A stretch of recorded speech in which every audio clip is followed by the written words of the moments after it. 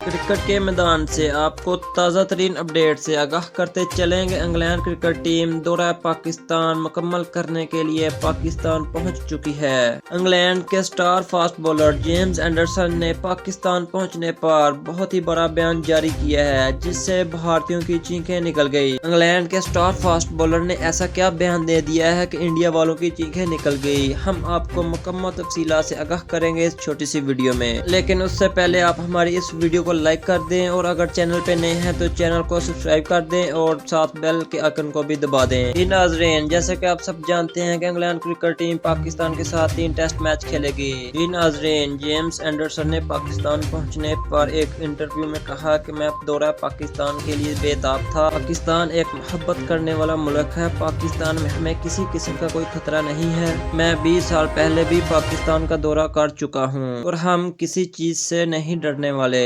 और हम दौरा पाकिस्तान मुकम्मल करेंगे।